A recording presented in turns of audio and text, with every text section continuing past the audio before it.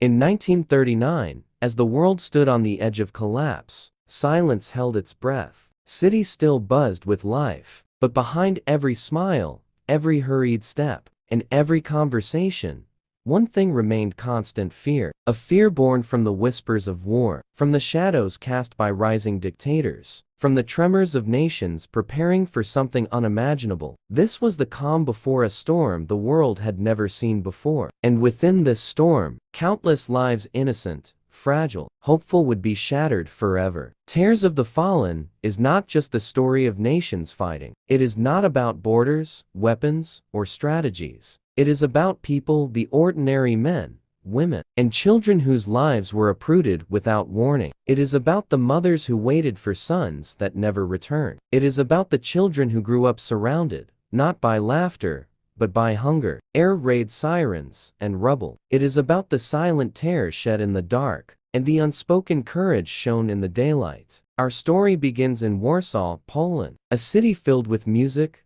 culture, and light until September 1st, 1939, when the first bombs fell from the sky like fire raining from heaven. Families ran through the streets, clutching each other, not knowing if the next second would bring life or death. The sound of explosions drowned every prayer. Smoke covered every sunrise. And in the middle of this chaos, a 6-year-old girl named Alara held her little brother's hand, promising him they would survive. In Germany, a young soldier named Lucas stared at his reflection, unable to recognize the man inside the uniform. He had been told he was fighting for glory, for honor, for a future built on strength. But deep inside, he knew the truth. War was not noble. It was a machine that devoured humanity, and he feared that one day, it would devour him too. As nations collided, destinies were rewritten. Some found courage they never knew they had. Some lost everything they ever loved. And many became silent names in history books. But this documentary is not here to talk about numbers. It is here to talk about hearts. The hearts that broke. The hearts that endured. The hearts that kept beating even when the world around them collapsed. This is their story, their tears, their legacy, a story carved in ruins, but remembered in whispers.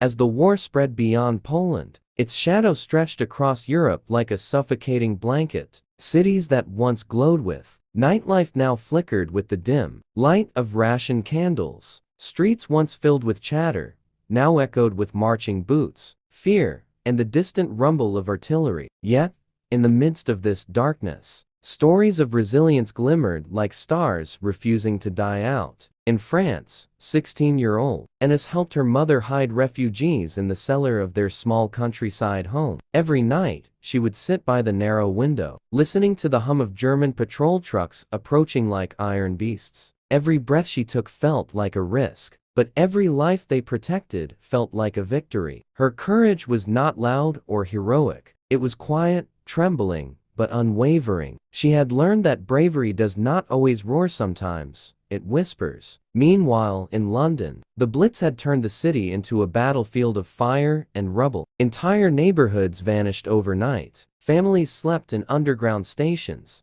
huddled together as bombs thundered above. Among them was a young boy named Arthur. He kept a small journal where he wrote about the stars he used to watch with his father. Now, the sky was filled with smoke, not constellations. But Arthur continued writing, believing that one day the stars would shine for him again. Across the world, men were called to fight battles they didn't choose. Some marched with conviction, others with hesitation, but all carried the same burden: the uncertainty of return. Among them, Liz marched deeper into unfamiliar lands. The more he saw ruined villages, crying families, wounded soldiers, the more he questioned everything he had been told. War, he realized, didn't care about flags or slogans. It cared only about destruction. And yet, even destruction could not erase humanity. In a ruined Belgian farmhouse, a German soldier shared bread with a starving child. In Greece, villagers hid complete strangers in mountain caves to protect them from occupying forces. In Denmark, Fishermen risked their lives to smuggle Jewish families to safety across the sea. These acts, small and monumental at the same time, reminded the world that kindness could survive even in the darkest of times. But not everyone found hope. Across the advancing front lines, families were torn apart. Children wandered alone,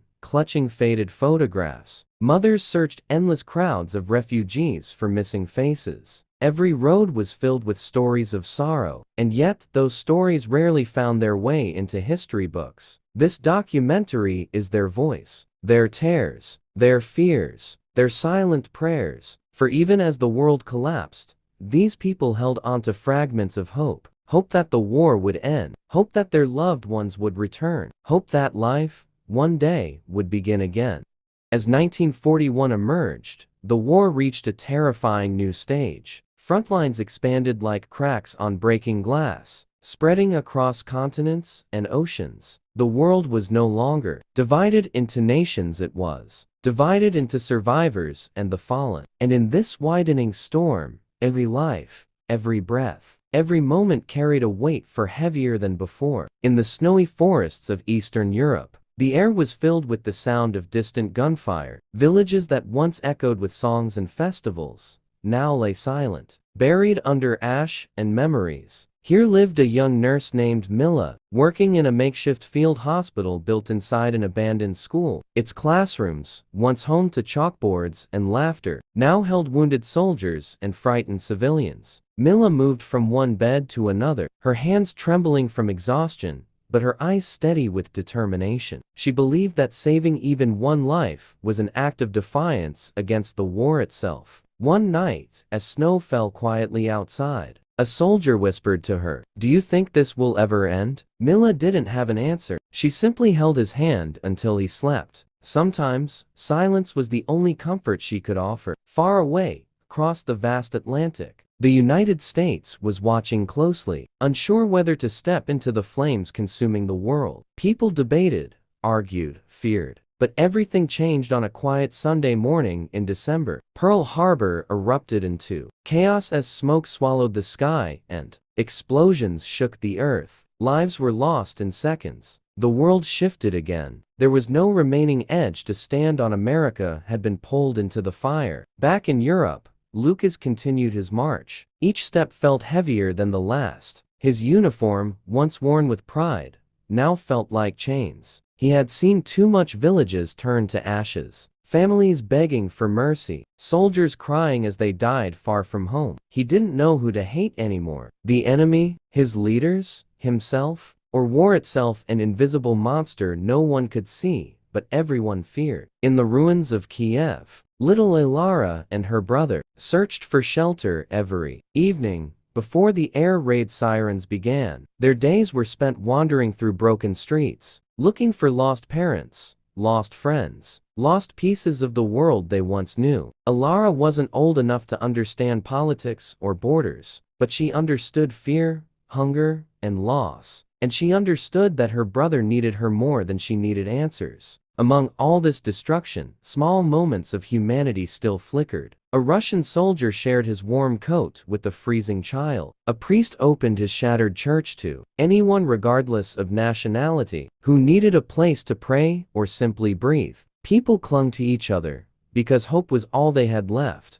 By 1942, the world was bleeding. Every continent had scars. Every family had stories. And in the midst of that chaos, life continued not in peace, but in endurance. Factories thundered day and night, turning metal into weapons. Farms turned into graveyards, and dreams turned into distant memories. In the ghettos of Warsaw, thousands of people were trapped behind walls built not just of bricks, but of hatred. The air was heavy with despair, yet inside those walls, people still tried to live. They sang. They taught their children to read. They shared crumbs of bread and whispered prayers that one day the world would remember their names. Among them was a teacher named Miriam. Every morning, she gathered a handful of children in a damp basement and taught them history, not the kind written by kings, but the kind written by survivors. "Knowledge," she said, "is our weapon. If they take everything from us, They cannot take our stories. Outside those walls, Lucas marched through another village. The snow had melted, leaving behind mud, smoke, and silence. The young soldier no longer looked forward to orders. He simply followed them. His eyes were tired, his soul empty. One evening, while resting near a burned farmhouse, he found a photograph. Buried in the dirt, a picture of a family smiling under the summer sun. He stared at it for a long time, realizing the people in that photo might already be gone. That night, he couldn't sleep. For the first time, he prayed not for victory, but for forgiveness. In London, Arthur's world had changed too. The bombs came less frequently, but the fear never really left. He and his mother volunteered to help rebuild destroyed neighborhoods. Amid the ruins, Arthur found the remnants of a toy store, the same one his father used to take him to. He picked up a dusty wooden plane, wiped it clean, and whispered, "I'll finish your flight someday, Dad."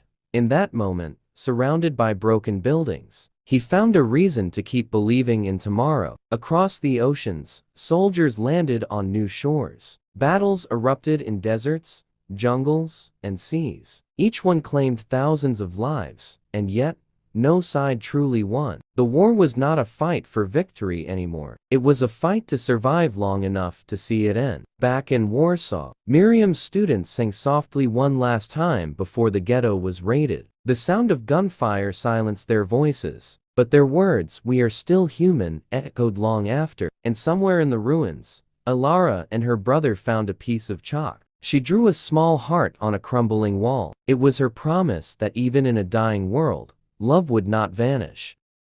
By 1943, the world had reached a breaking point. Every map was stained with new borders, new battles, and new graves. The sky itself felt tired, filled with smoke, filled with storms, filled with the cries of millions who wanted nothing more than a single moment of peace. Yet, even as nations clashed with unimaginable force, the smallest human stories continued to define the soul of the war. In the shattered city of Stalingrad, ruins stretched across the horizon like the skeleton of a fallen giant. Buildings had no roofs, streets had no names, and winter had no mercy. Inside what remained of a basement, a group of civilians huddled together around a single metal bucket holding a flickering fire. Among them was a young mother, Ivana, cradling her infant daughter. Each night felt like a lifetime. Each breath felt borrowed. But Ivana held her child close, whispering lullabies she barely remembered, determined that the world would not steal her daughter's sense of hope.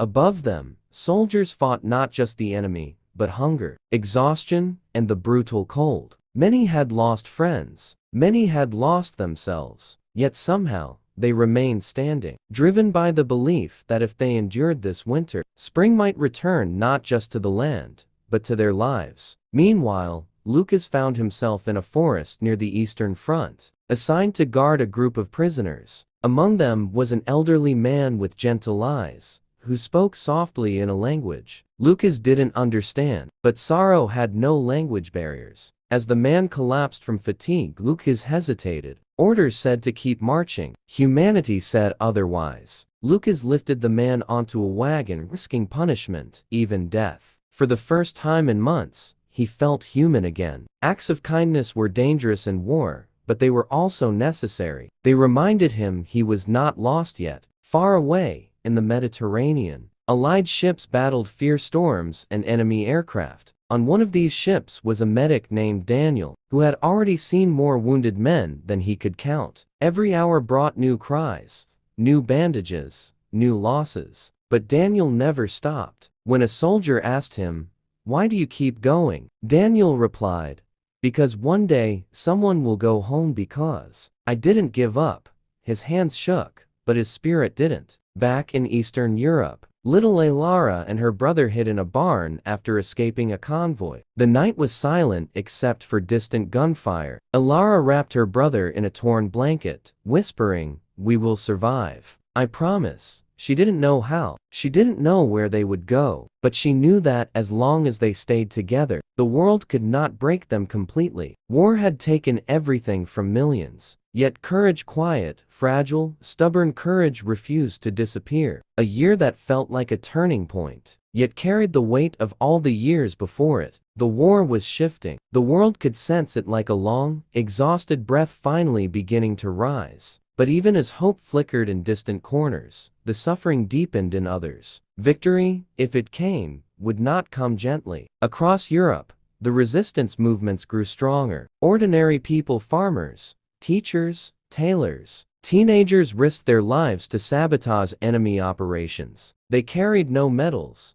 no banners, only courage. In the French countryside, Annis had now become a key messenger for the resistance. She traveled at night, hiding coded letters inside her coat, slipping past patrols with a heartbeat that felt louder than her footsteps. Every mission was a gamble with death. Yet when asked why, she continued, she whispered, because someone has to choose the future. Meanwhile, in Italy, as battles raged through narrow streets and old stone towns, a young boy named Marco guided injured soldiers to safety. He knew the alleys better than anyone. With quick steps and quicker thinking, he led them through hidden passages beneath broken houses. He didn't fight with weapons, he fought with memory and bravery. War had stolen his childhood, but it had not stolen his heart. Far from these towns, Luca's journey took another unexpected turn. During a chaotic retreat, he and a wounded comrade became separated from their unit. They stumbled into a deserted farmhouse where a frightened family hid in the cellar. For a long moment,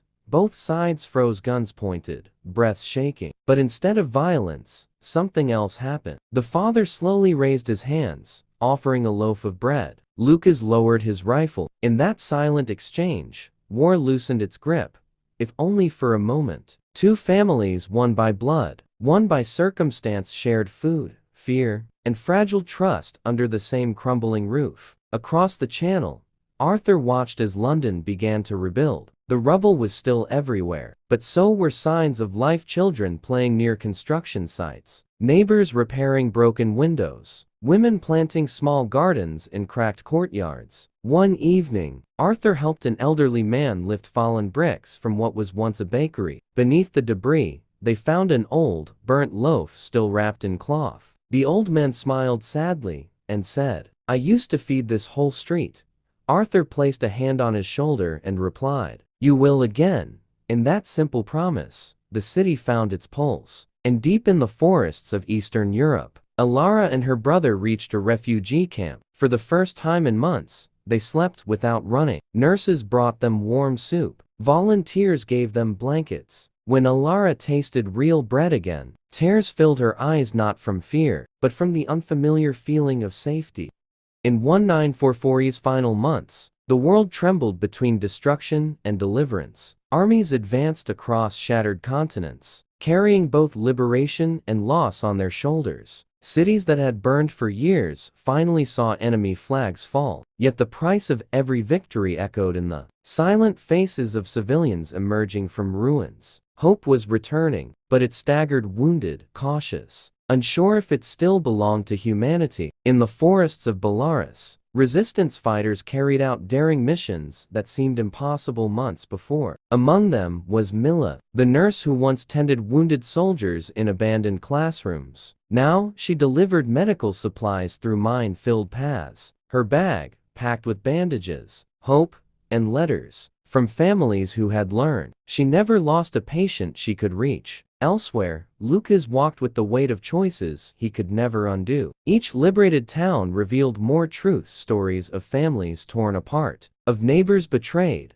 of children who had forgotten how to smile. Though he wore a uniform, he no longer fought for a cause. He fought to prevent further suffering. With every step, he prayed he might someday find forgiveness. In Italy, Marco continued, guiding wounded soldiers and stranded civilians through secret tunnels. Beneath broken towns, the boy, who once feared the sound of gunfire, now moved with remarkable certainty, leading groups through darkness using only a candle and memory. Commanders called him a hero, but Marco simply said he did what any child would do to protect the people around him. Meanwhile, Arthur watched a light aircraft streak across the sky above London, their engines humming like a promise that the end was near. He volunteered at shelters, helping mothers find missing children and carrying water to elderly survivors. Each day, he walked past buildings where memories once lived, whispering, silent vows that he would rebuild whatever the war tried to erase. In the refugee camp, Alara and her brother finally began to heal. Nurses taught them to read. Volunteers played music in the evenings. And for the first time in months, they slept without fear of footsteps in the dark. Alara often sat by the fence, watching the horizon, wondering if her parents were still alive and hoping the world would allow her to dream again. Across battlefields worldwide, soldiers noticed signs of collapse in the enemy's ranks. Rumors of retreat spread quietly, almost fearfully, as if no one dared to believe victory might be real. Yet despite the shifting tide, the suffering did not slow. Bombs still fell, families still fled, hunger still ruled. The end might have been approaching, but every surviving heart understood that many would not live to see it. So as winter neared once more, the world braced itself for the final blow. Whether through victory or surrender, something was ending. And in the quiet moments between battles, people whispered prayers not for triumph. By early 1945, the world stood at the edge of an ending that felt both miraculous and unbearable. Liberation spread across shattered nations like the first light after a storm. Yet the darkness left behind refused to fade easily. Victory was coming, everyone could feel it, but not before one final wave of suffering swept across millions of lives. In Germany, was marched with the unit now fragmented and exhausted. Cities once filled with pride were now seas of rubble. Families hid in basements, listening to the distant roar of approaching armies. Lucas saw children searching for food in ruins, their eyes empty, yet pleading. He shared what little he had, even when he went hungry himself. He no longer cared about punishment. He cared only about reclaiming whatever pieces of humanity war had not stolen from him. In the Italian countryside, Marco continued guiding civilians toward safety as retreating forces burned villages behind them. One cold morning, he found a mother and her 2 daughters trapped under fallen beams. Risking everything, he crawled through smoke and debris to pull them free. Carrying the youngest on his back, the mother kissed his forehead with shaking lips and whispered, "You saved more than our lives, you saved our faith." Marco didn't reply. He simply smiled, though tears burned his eyes. Far away, in London, Arthur helped organize supply drives for liberated cities. He packed crates with blankets, medicine, toys, and letters written by children to strangers across the sea. One letter read, "To whoever finds this, your sky will shine again." Arthur slipped his own note inside a box of books, hoping it would reach someone who needed strength as much as he once did. Meanwhile, in the refugee camp, Alara and her brother received news that shook their fragile world. Survivors from their village had been found. A man who claimed to know their parents had arrived. Alara ran to him with trembling hope, searching his face for truth. He placed a gentle hand on her shoulder and said, "Your father fought until the end. Your mother saved many before she was taken from us." Alara felt her heart split between grief and pride. Her brother clung to her, too young to understand, yet sensing the weight of the moment. That night, Alara didn't cry. She stared at the stars and whispered, "Mama, we survived. Just like you wanted." Across Europe, camps of survivors were liberated. Soldiers broke down in tears upon seeing thin, frightened prisoners emerge from darkness into the cold light of freedom. Some fell to their knees, overwhelmed by what they witnessed. Others carried survivors in their arms like precious relics of a world nearly lost. Freedom had arrived, but it came with scars that would last generations. As spring approached, the world inhaled deeply, finally, painfully preparing for the last chapter of this nightmare. The war's end was close, but the final echoes had yet to fall.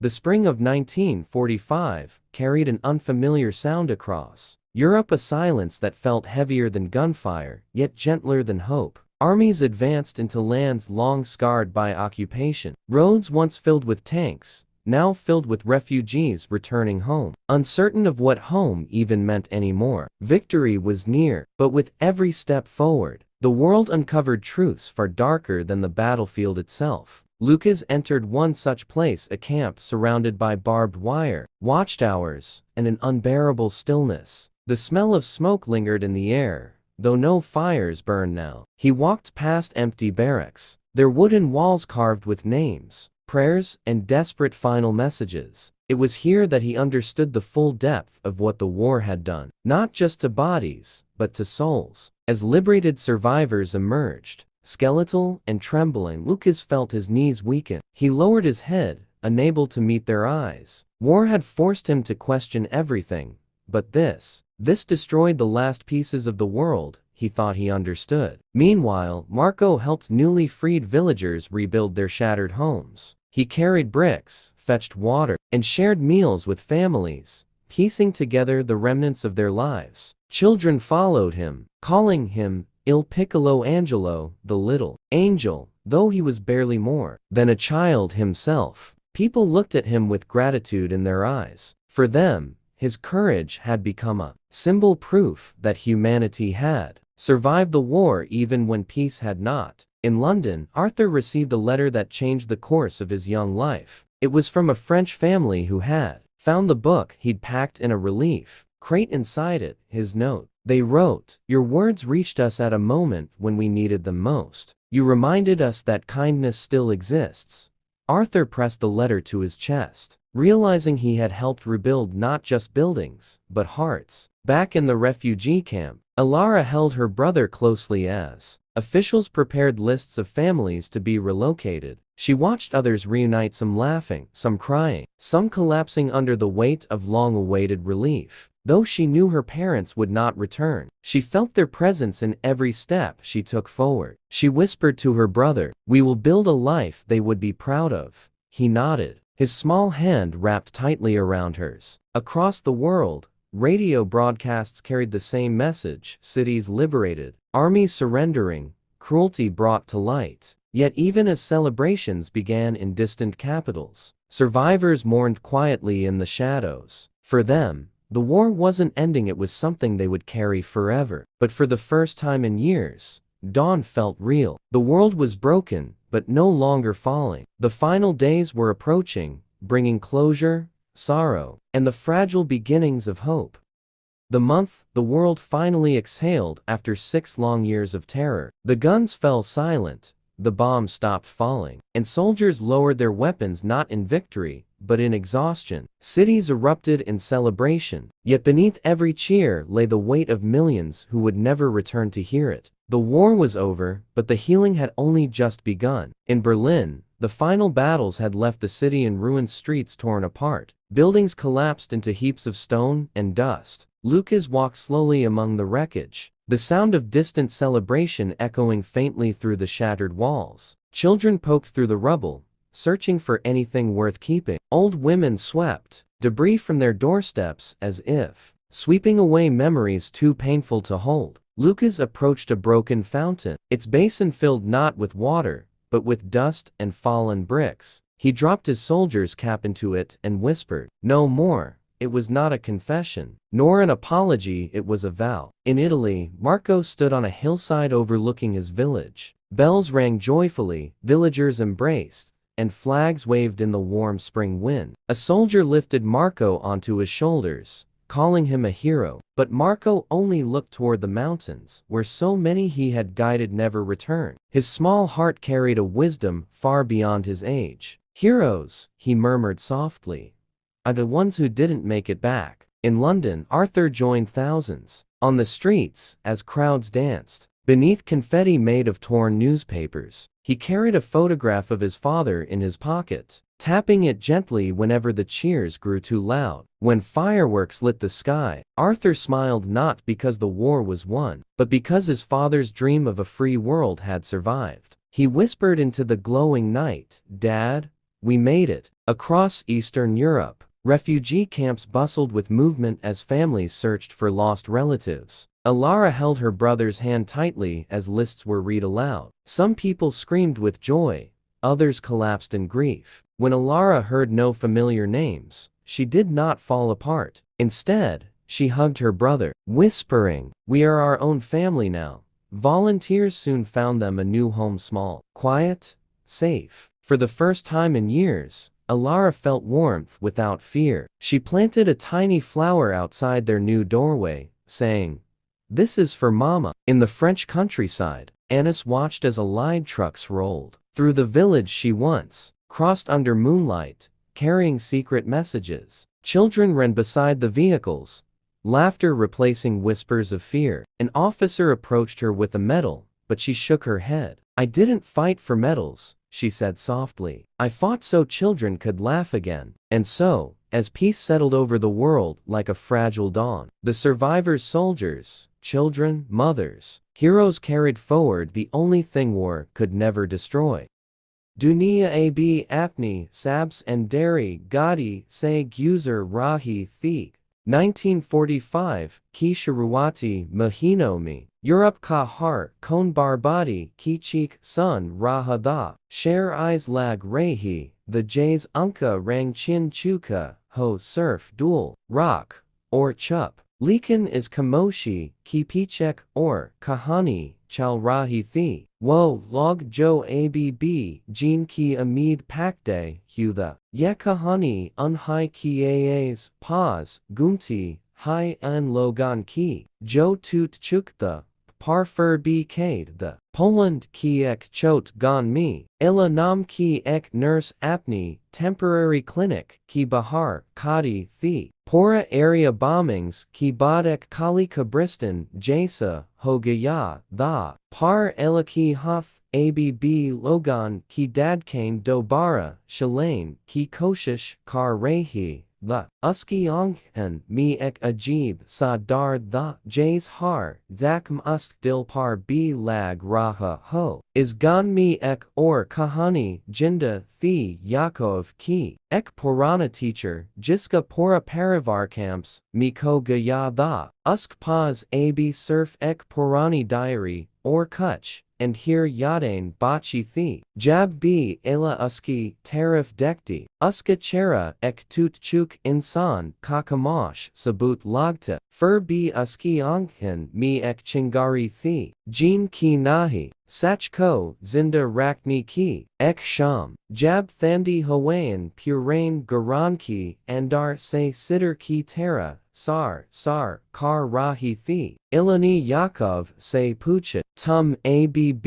likti ho Yakovni diary ko zor se pakta hun usni dir se kaha ager hum sach ko nahi likhenj to kal koi humari cheek ko juf ke kar maitain ki koshish karega ilakuch palyus dekti rahi fur usk paz ek yuan soldier layagaya Russian barely 19 uskanami il tha or uskapora sharir barf se thanda or vakam se dardnak tha illa usk paz bathi usk hafmi warmth din ki koshish karti huit tum ladki ho yabacha elani halka muskura kar pucha Mikhail dard se tut kar b muskurea warmi koi bacha nahi hota mam uska jawab ela ki dilmi tir ki tera guz gaya she knew warni har kisi se kuch na kuch chin lia da bakpan parivar gar yakud ki pekan rat bar ela Yakov or kuch bach hu gon, whale patience, ki dekbal kart rehi, bahar osman, mi wohi, thandi hawa, chal rahi, thi, par clinic, ki andar, ek choti, si rashni thi, humanity ki ek bachi, kuchi, dadkan, agli, suba, elani deka ki Yakov clinic, ki bahar, kata deep breaths, la raha da, tum thik ho, elani pucha, Yakov ni osman, ki tarif dekti hu kaim. Nahi, par shayad kabi, ho yonga, tum jays log, hot hain tabi, dunia kabi, pori tera nahi gerti, elaki hantan par, ek thaki, huit, sachki si muskin, ayi, kyunki bichud, ki humanity ki chot tukt hai, insan, ko jin dit hain. War ki akri mahin chal rehitha, par har dinek sal jasa log tha, ella. Yakov or gon ki kuch bach hu log clinic, mi, kamkar rehitha, kuch aas paz, ki sher azad ho chuktha, par Nazi troops ki rukna, ka koi, paka nishan nahi tha, dea mi, or, tan hal, sabek, hi hawa mi gum rehi. the us din suba ik ajib si kamoshi thi. Dur se machine guns ki awaz ruk gaya. Thi jays yud thodi dur ki lai sans la raha ho. Illa apni bandage prepare kar rahi thi ki akanak dor. Say ek awaz ayi. Godin ki chaln. Ki on ki bajan ki. Or fur ek dam say cough say bari cheek. They're coming. Illa ka dil ek pal ki lai ruk guya. Khan aa raha hai. Usni puka. Yakov ni bahar janka or uska chera bilkul saft pad gaya. Retreating German soldiers. Usni dir say kaha. Wo her ahi hain. Par wapas John, say pehol, sab kuch, jala, ki jana chait, hain. Gan ka mahal, pal bar mi badal gaya. Log it har udher bajan lage. Bach apni maan ko zor, say pakid, rahitha. Ilani clinic, mi gail logan ki tarif dek anhi bagaya nahi, yasakta, tha. Mikhail, jo ab zinda, the par abi hai, b kamzer. Uthkar baith gaya, main madad karunga asni kaha, ilani use rakna ki koshish ki, tum kud chal nahi, sakti, Mikhail ni beach mi haika. Agar hum sab bajanj, to ye jaga, jal jayagai, yeah, log kahi nahi, ya sakti, uski onkan mi wohi jazba, the jo har soldier, apni last battle mi rakta, hai che, situation impossible, hai kyun na ho, clinic ki bahar kuch, villagers ni milkar barricade banaya, Yakov ni apni diary, Mikhail ki bagel mi raki. Is gurn mat dina, asni kaha, yi humari sakai hai, elani Mikhail ki zakam par, ek or layer bandage lagaya, kripya zinda rena sni faya, thodi der ba German patrol gan ki kanari par diki, goli ki awaz, wapas hawa mi gunj yuthi par, is bar.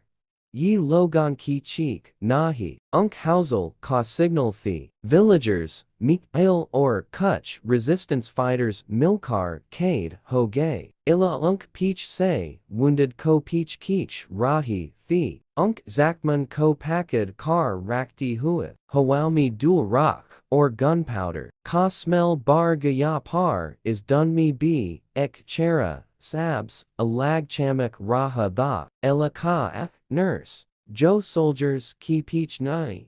Unk soth kadi the, battle hardly kuch minutes kali, par har secondek lifetime, jasa tha, jab German troops peach hatni lage, ganmi peli bar, ek sachki si sans li gaya, par rat ki wakt jab ela clinic band kar rahi thi, usni note kia Mikhail ka gamcha ground par pada tha.